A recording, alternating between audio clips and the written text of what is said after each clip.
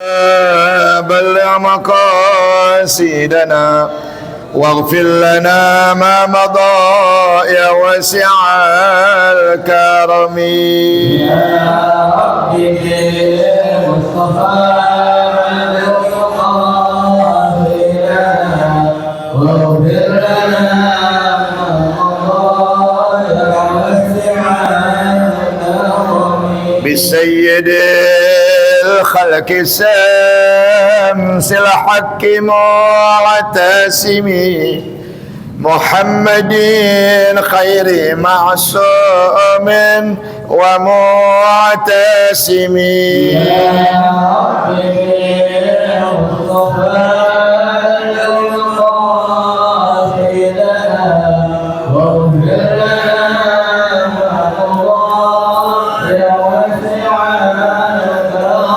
له فرارة حبيب والله حجته ومستر الفضل والإرفان والكرم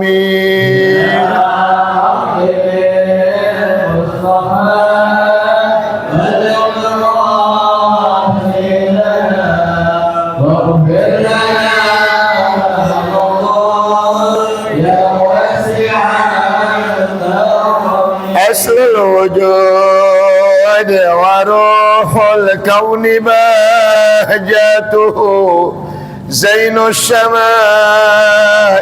والآداب والسيم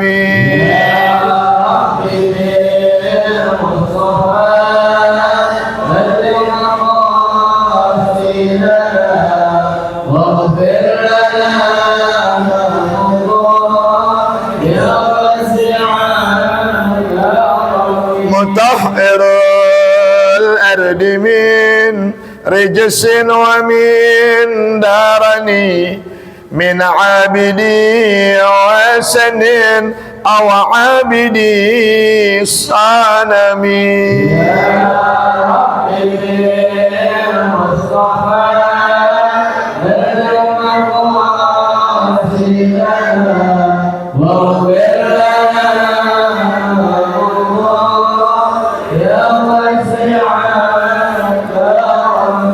اللهم صل وسلم وبارك.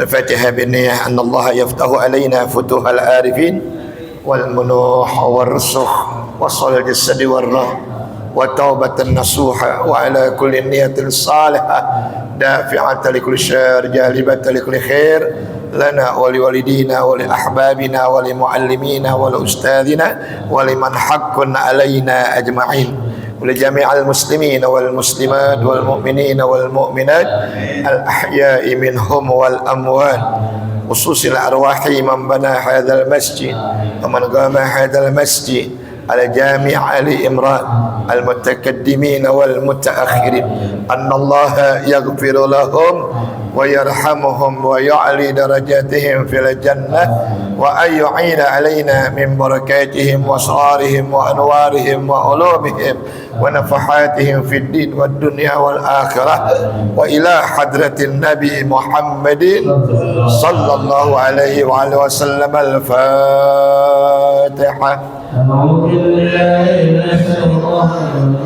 بسم الله الرحمن الرحيم. الحمد لله رب العالمين الرحمن الرحيم مالك يوم الدين إياك نعبد وإياك نستعين اهدنا الصراط المستقيم صراط الذين أنعمت عليهم غير المغضوب ولا الضالين. رب اغفر لي ولوالدي. بسم الله الرحمن الرحيم. لا إله إلا الله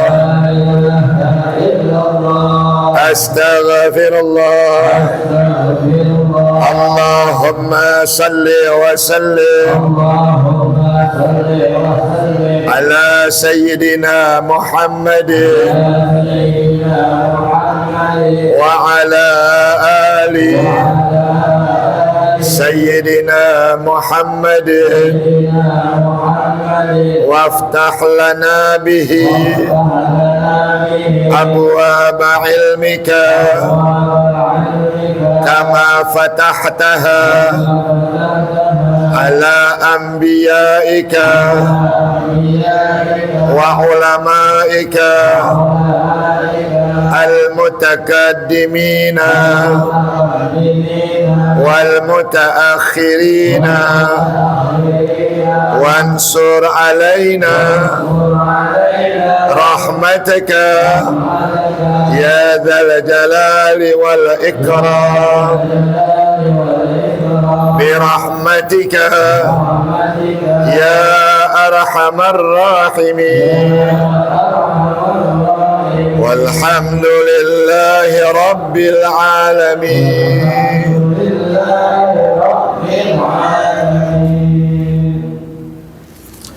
Bismillah walhamdulillah wassalatu wassalam ala rasulillah wa ala alihi wa ashabihi wa man nasarahu wa walah wala hawla wala quwwata illa billah amma ba'du fa inna asdaqal hadis kitabullahi ta'ala wa khal hadi hadiyu nabiyyina Muhammad sallallahu alaihi wa alihi wa sallam wa sallal umuri muhdatsatuha wa kullu muhdatsatin dalalah wa kullu dalalatin finnar. As-sanadul muttasilu ila al-imamil muallif rahimahullahu ta'ala wa adaman nafa'a bihi wa bi'ulumihi fid daraini amin. Qala al-faslu tsani fi adabiz zikri.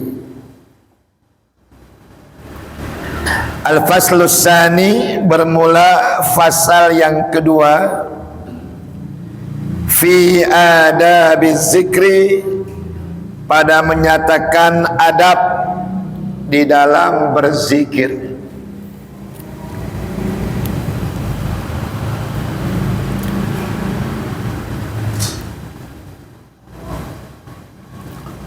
Mari sama kita panjatkan puja-puji serta rasa syukur kita kehadirat Allah Subhanahu wa taala.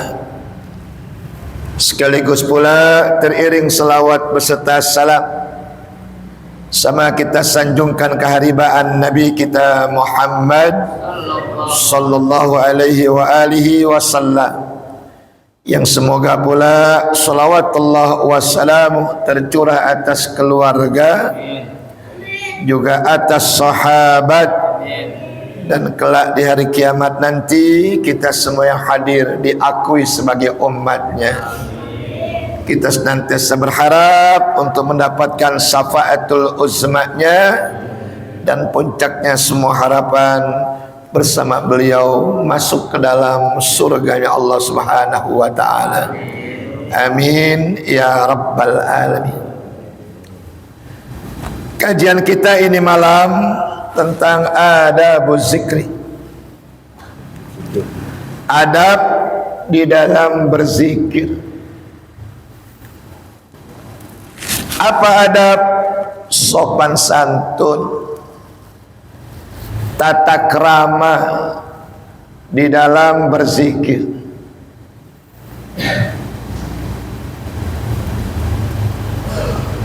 Karena zikir itu ada kalanya zikir hasanat namanya. Zikir yang mengandung kebaikan-kebaikan. Dan ada kalanya zikir darajat namanya. yakni zikir yang bisa mengangkat derajat kita.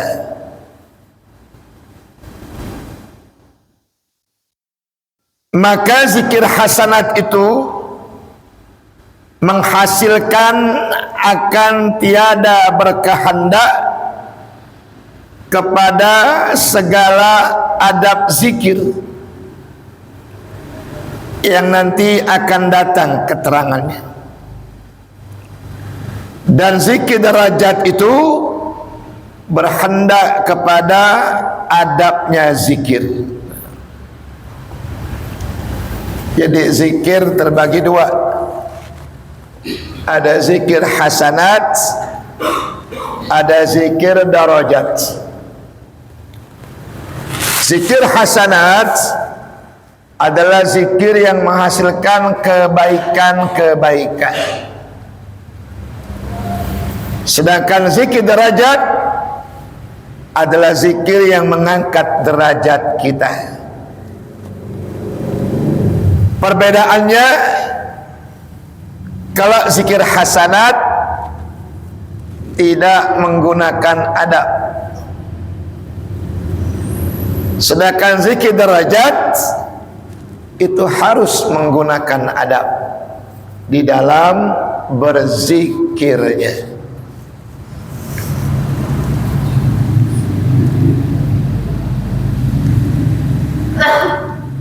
Bermula adabnya zikir itu ada 20 perkara. Berapa? 20 perkara adab di dalam berzikir. 5 perkara lebih dahulu daripada zikir. 12 perkara pada ketika zikir, dan 3 perkara selesai daripada berzikir.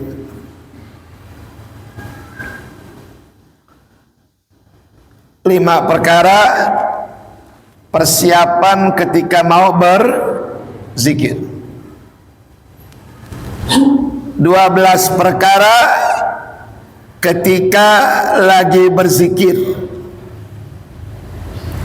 dan 3 perkara yang dilakukan sesudah berzikir.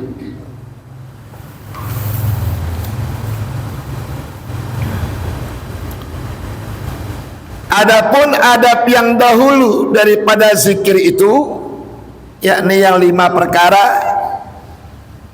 Pertama, hendaklah didahului dengan bertaubat daripada segala maksiat dan daripada segala yang sia-sia yang tiada memberi faidah atau manfaat kepada kehidupan akhirat. Jadi kalau kita mau zikir, adab yang pertama, taubat dulu. Meninggalkan beraneka macam yang namanya maksiat. Ya, meninggalkan segala maksiat. Dan meninggalkan segala apa saja yang sia-sia, yang tiada memberi faidah atau manfaat kepada akhirat. Itu adab yang pertama sebelum kita zikir. Obat, meninggalkan maksiat, meninggalkan perkara yang sia-sia, yang tidak memberi manfaat kepada kehidupan akhirat.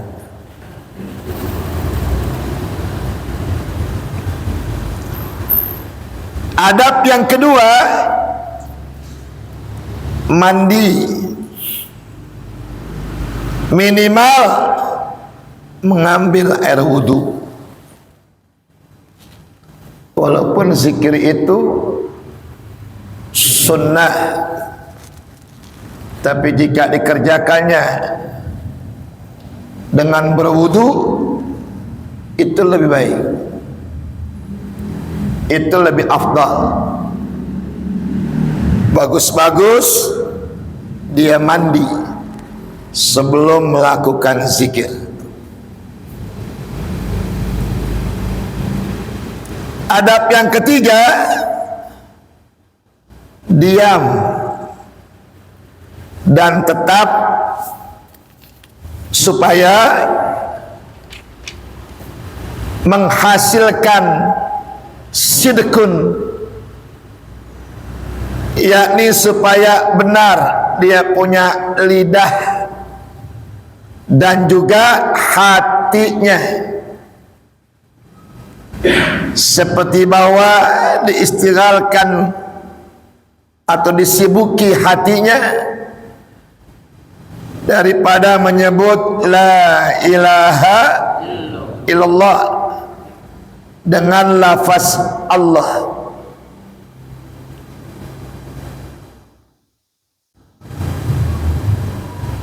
Dengan fikir juga,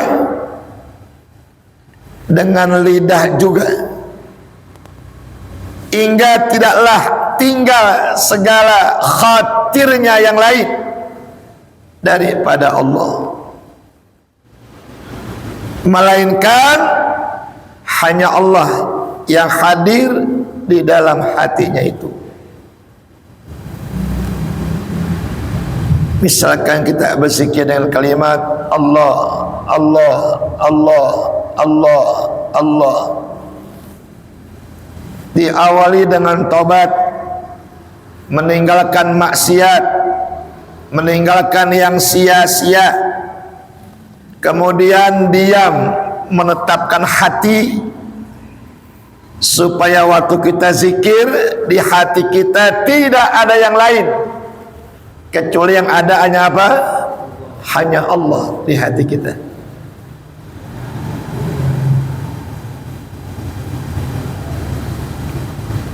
Maka tatkala itu berbarenganlah atau bersamaan lidahnya dengan hatinya ketika menyebut la ilaha illallah.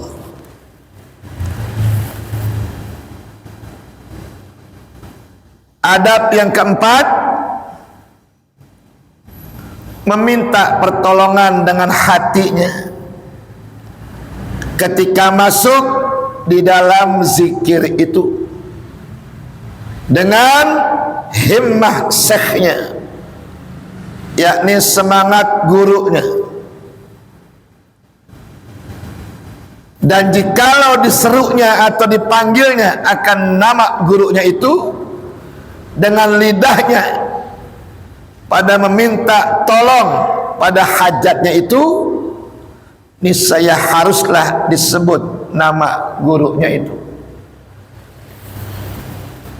Kalau bahasa ijazahnya namanya mursyidnya.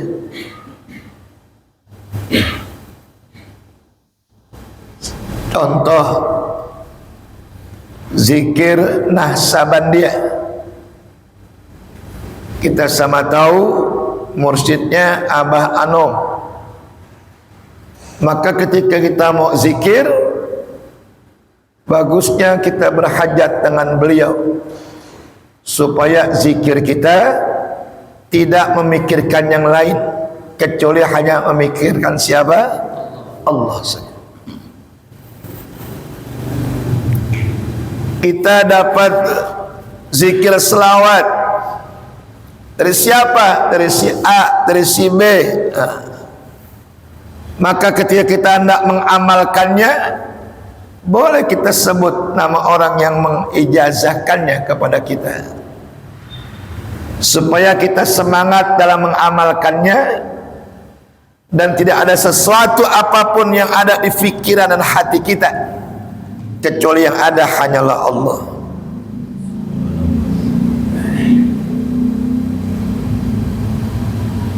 Dan yang kelima, mengiktikadkan, yakni meyakinkan bahwa ia meminta tolong daripada gurunya itu, yakni meminta tolong yang berwasilah kepada gurunya, yang langsung wasilahnya nyampe kepada Nabi kita Muhammad sallallahu alaihi wasallam,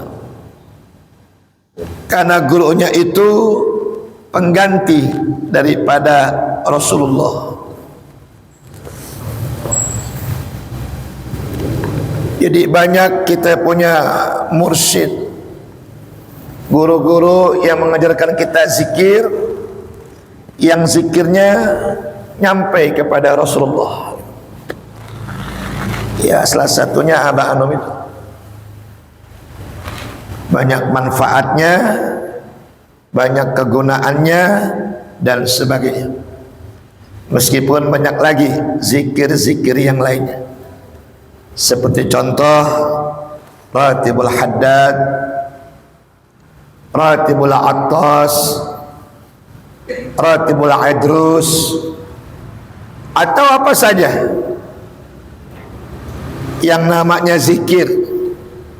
Seyogyanya kalau kita mau baca, kita mengingat guru yang mengijazahkan itu kepada kita,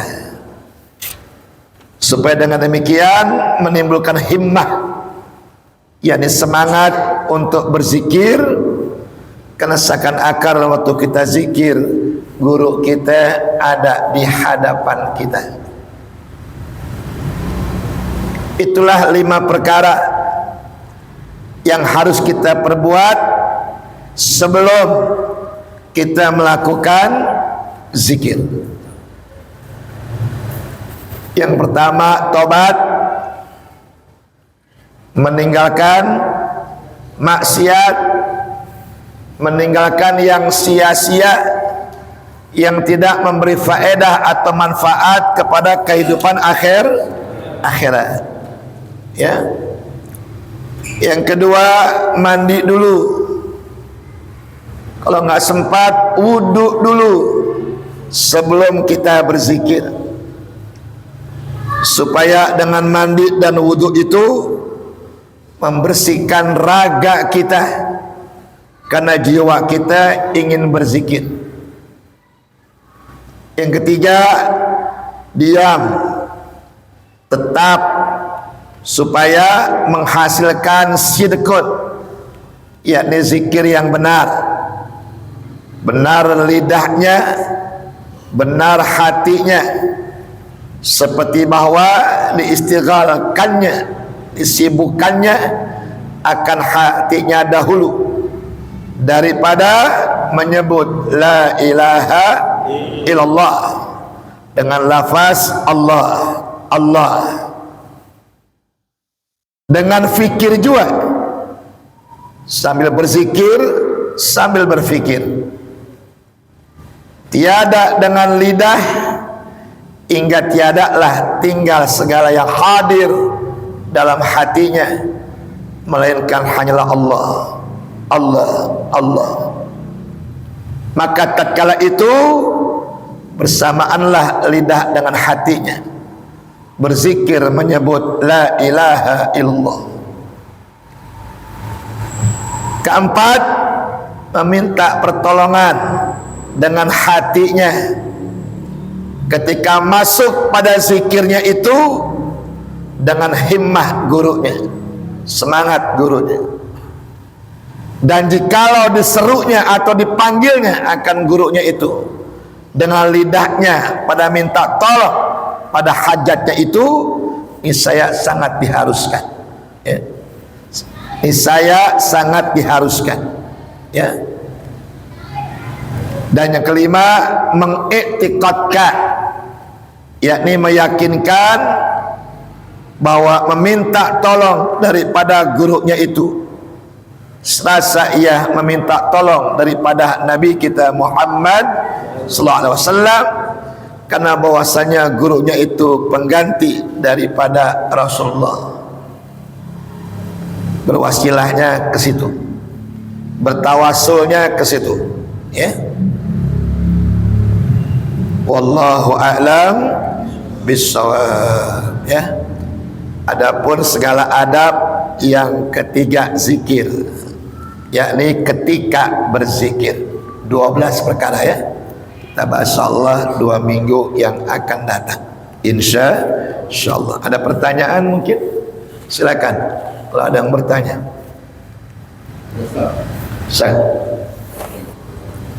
kalau kita kan dalam perjalanan kita harus ngambil air dulu, Ustaz.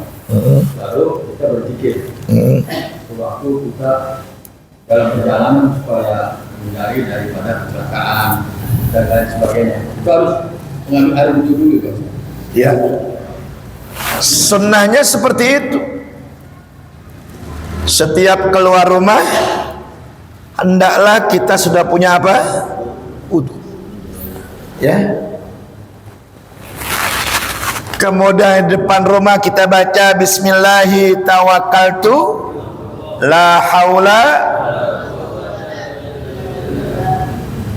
Selama di perjalanan zikir hati kita dengan zikir apa saja yang kita bisa, maka hal itu akan melindungi kita di dalam perjalanan kita sampai kembali lagi ke rumah kita. Supaya kalau kita dimatikan Allah, mati dalam keadaan ada wudu, mati dalam keadaan berzikir. Meskipun kita beraktivitas dan aktivitas apapun, tapi zikir itu tidak boleh kita tinggalkan. Tujuannya tidak lain, supaya hidup kita memberi faedah untuk kehidupan akhirat kita, ya. Untuk memberi kehidupan ke akhirat kita. Dunianya jangan dibilang, ya. Dunianya jangan dibilang. Kalau kita ngurusin akhirat, dunianya Allah jamin. Kalau kita ngurusin dunia melulu, akhirat bakal ninggalin kita. Tanam padi dapat rumput, tapi anam rumput nggak dapat padi. Zikir itu namanya ngurusin akhirat, ya. Apapun hajat kita keluar rumah, insya Allah akan dipermudah oleh Allah. Sabda Nabi kita Muhammad, al-harakah barakah. Keluar rumah itu akan memberikan keberkahan. Jangan diam di rumah aja, ya. Keluar rumah tuh, ambil wudu, keluar rumah, niatin hajat, biar dapat kerjaan, biar dapat orderan dan sebagainya. Didiam di rumah aja, ya. Bini juga 4 lihat kita, ya. Keluar rumah, ya. Wudu, doa keluar rumah, banyakin zikir, niatin apa hajat kita, insya Allah. Yakin gak? Yakin gak? Karena yang ngasih kita keperluan hidup Allah. Jadi hendaklah mintanya hanya kepada Allah dengan cara zikir tadi. Nah, ada lagi yang lainnya? Sebelum kita masuk hadis, karena benar Isya nanti ada acara haulin di rumah Ustaz Adi. Ada pertanyaan lagi? Ya.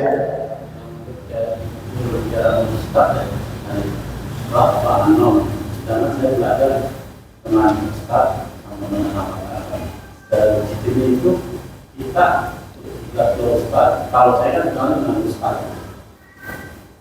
apa saya berhubungan dengan Ustaz saja. Kalau saya kan tidak kenal dengan tambahan, gimana solusinya? Ya. Saya ngaji dengan Ustadz terangin tentang Aba Anom. Apakah kalau saya berzikir mesti berkiblat ke Aba Anom? Tidak juga. Ya, berkiblat kepada guru siapa saja itu diperbolehkan. Cuman karena kebetulan bapak ngajinya di Ali Imran, yang ngajar saya, yang ngajar Ustadz Ahmad Adam, yang ngajar Ustadz Tubagus Qurtubi, sama yang Kamis pagi Ustadz Haris Hambali. Maka kepada empat inilah kita berzikir sesuai dengan ajaran yang diberikannya. Karena kalau mau ngikutin seperti Aba Anom, ya kita mesti ketemu Aba Anom dulu untuk mendapatkan ijazah dari zikirnya, baru kita bisa berzikir sesuai dengan arahan Aba Anom. Aba Anom udah nggak ada sekarang, sudah meninggal dunia. Berarti kita bermursyid kepada murid-muridnya boleh. Ya, ditalkin dengan murid-muridnya yang sudah mendapatkan ijazah dari beliau, boleh, nggak apa-apa. Tapi ustadz kita baca la ilaha illallah nggak ngikutin kayak Aba Anom, biasa aja la ilaha illallah, la ilaha illallah misalkan, ya, tetap namanya zikir, ya, tetap namanya zikir, gitu. Cuman zikirnya sesuai dengan apa yang tadi saya ajarkan. Kalau saya menerangkan tentang Aba Anom hanya sekilas aja. Beliau seorang mursyid yang kalau kita dapat ijazah dari beliau, maka ketika kita mau zikir bagus nyebut nama beliau. Nah, kalau bapak mau nyebut nama saya, mau zikirnya ala kuliha, nggak ada masalah, boleh saja. Boleh saja, ya, tidak jadi masalah. Ada lagi yang lainnya? Kalau nggak ada, kita masuk hadis, ya.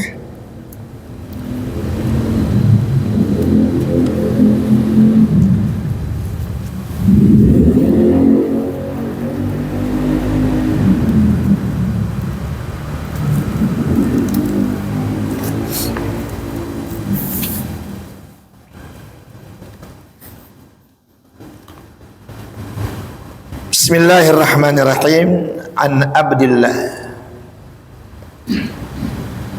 Qala Rasulullah sallallahu alaihi wasallam. Diriwayatkan dari sahabat Abdullah, berkata ia telah bersabda akan Nabi kita Muhammad sallallahu alaihi wasallam, man istata'al ba'atah,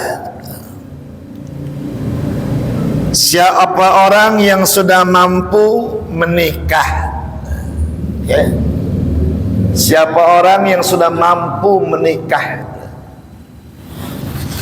Arti mampu di sini apa tuh? Bisa menafkahkan baik lahir ataupun batin, nah, gitu. Ya, itu namanya mampu.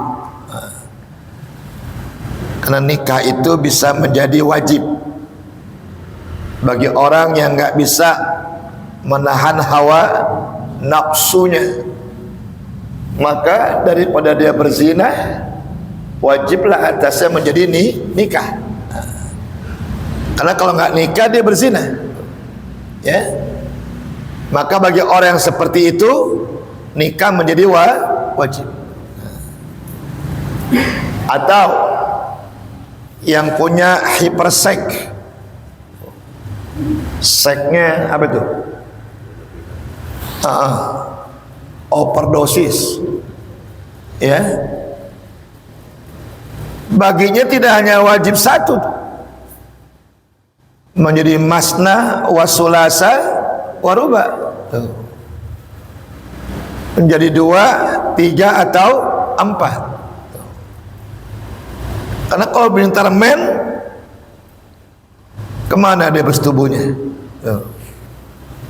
Malah diatur oleh fikih itu Bini pertama kalau bisa mainnya tanggal sekian bertanggal sekian. Bini yang kedua mainnya tanggal sekian atau sekian. Jadi kalau bini pertama lagi main, dia pindah ke istri yang kedua. Istri yang kedua lagi main, dia pindah ke istri yang ketiga. Istri ketiga lagi main, dia berpindah ke istri yang keempat. Kalau hiperseks, seksnya melampaui batas, bagi orang yang seperti itu nikah menjadi wajib, ya. Nikah menjadi wajib. Kalau bapak kan normal semua ya, udah atu aja. Ribut urusannya. Ya, udah satu aja deh. Satu udah normal deh insyaallah ya. Ada kalanya nikah menjadi sunnah. Bagi siapa? Bagi yang belum mampu memberikan nafkah lahir. Boleh dia nggak nikah dulu, ketimbang dia nikah istrinya tidak mendapatkan nafkah lahir. Kalau batin udah pasti ya, ini nafkah lahir nih. Apa itu? Pangan, sandang, papan. Pangan apa itu? Makanan. Ya. Kalau sandang, pakaian, papan, rumah, peti apa? Rumah, peti mati. Papan rumah tuh, ya. Jadi pangan, makanan, sandang, pakaian, papan tuh rumah tuh, ya. Dia belum mampu, maka baginya nikah menjadi sunnah.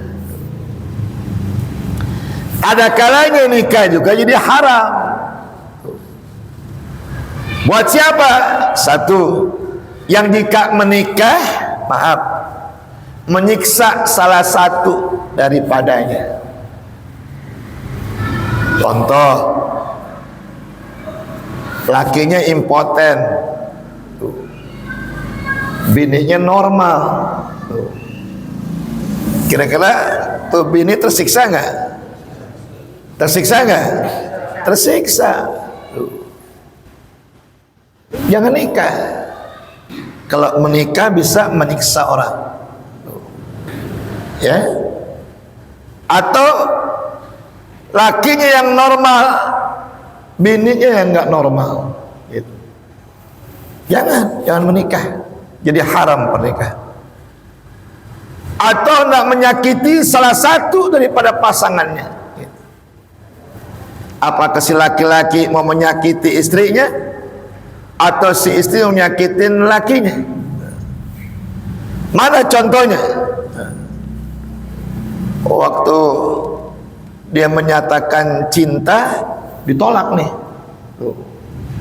Ya. Tapi dukun nggak bertindak sih. Yang bertindak duitnya, gitu. Karena duitnya banyak, terus si perempuan yang pernah nolak jadi mau. Si laki-laki niat, kalau jadi nikah sama saya akan siksa dia habis-habisan. Disebutnya dendam ya, disebutnya dendam. Itu juga pernikahan yang haram, nggak dibenarkan. Yang keempat, pernikahan juga bisa makruh, lawan daripada sunnah, gitu. Ya. Maka tergantung dua calon yang hendak menikah, bisa wajib, bisa sunnah, bisa haram, bisa makruh. Ya. Kalau mubah itu ijab dan qabulnya. Mubah tuh ijab dan qabulnya. Halal hasil daripada ijab dan qabulnya. Ketika si bapak nih, wahai Ahmad bin Muhammad, aku nikahkan engkau, aku kawinkan engkau dengan putri kandungku. Siapa namanya misalkan? Sukaisi. Dengan mas kawinmu, emas 5 gram dibayar tunai. Sautin sama dia tuh, saya terima nikahnya, kawinnya Sukaisi binti Ahmad dengan mas kawin yang tersebut tunai. Itu waktu ijab kabul namanya apa? Mubah. Ya. Waktu ijab kabul namanya mubah. Udah selesai sah, malamnya halal. Paham nggak malamnya? Masa nggak paham sih? Ya, malamnya halal sudah. Waktu ijab kabul namanya mubah. Mubahnya sah, malamnya halal. Nah, gitu. Ya, paham ya? Paham lah insyaallah ya. Maka Nabi sabdakan, siapa orang yang udah mampu menikah, falyatazawwaj, hendaklah segera dia menikah, ya. Jangan suka ditunda-tunda pernikahan kalau dia udah mampu. Nah, ya. Apa manfaatnya bagi yang udah mampu menikah, segera menikah? Fa innahu aghdalil basar. Karena pernikahan itu bisa menjaga matanya dari melihat yang haram. Ya. Makanya kata Nabi, kalau kita nih laki-laki keluar rumah nih, lihat perempuan cakep, udah pulang ke rumah kita. Karena kenikmatan yang ada pada perempuan itu ada juga sama istri kita. Nggak beda, sama. Perempuan juga begitu, keluar rumah lihat laki-laki maco. Lo tau maco nggak lo? Ganteng gitu ya, maskulin ya. Dia pengen sama tuh laki-laki, pulang. Kenikmatan yang ada sama laki-laki itu ada sama suaminya. Ya, indah Islam punya ajaran. Ya. Yang kedua, wa ahsalil farji, pernikahan itu bisa menjaga farji kita dari berbuat apa? Zina, ya. Dari berbuat zina. Sekarang kan lagi marak luar biasa itu, ya. Perzinahan sudah dianggap biasa, sehingga anak-anak kita kalau belum bunting belum mau nikah, nunggu bunting dulu baru dia nikah itu. Padahal kata Nabi ada 2 dosa yang kalau kita kerjain siksanya nggak usah nungguin di akhirat, kontan diberikan di dunia. Satu, dosa durhaka sama orang tua, dan yang kedua dosa berzina. Durhaka sama orang tua dicabut keberkahan, nggak ada keberkahan. Berzina dikasih bala bencana, bukan penyakit, bala bencana. Bisa HIV, bisa AIDS. Kan semua tanya penyakit AIDS apa gini hari, ada nggak obatnya?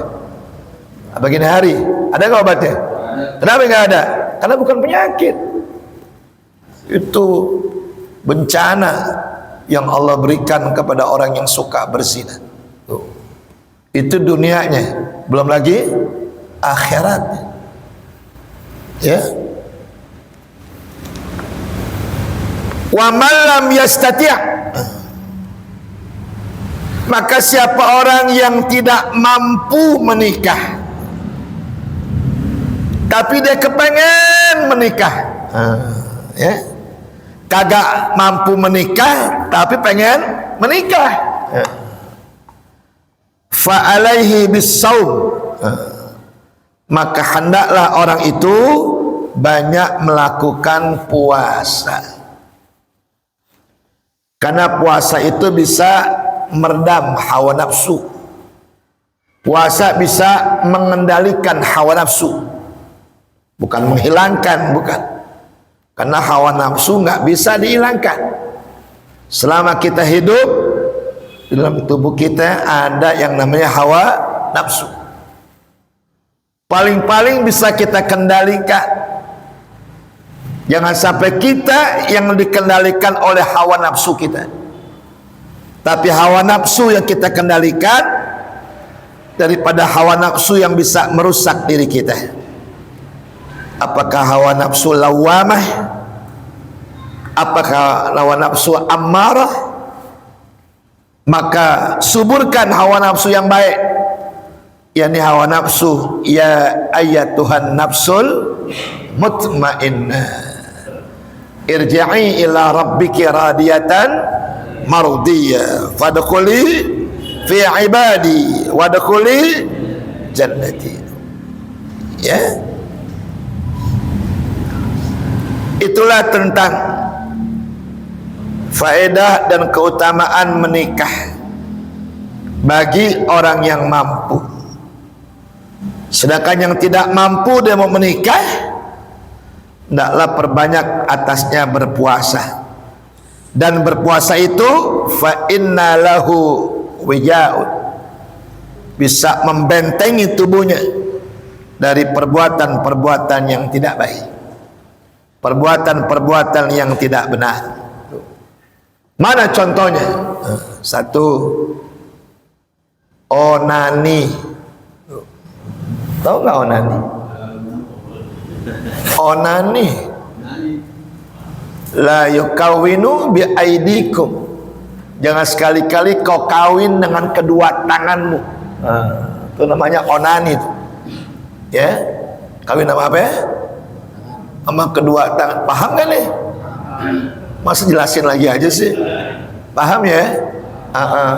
Ya, itu namanya onani. Tuh, ya, jangan.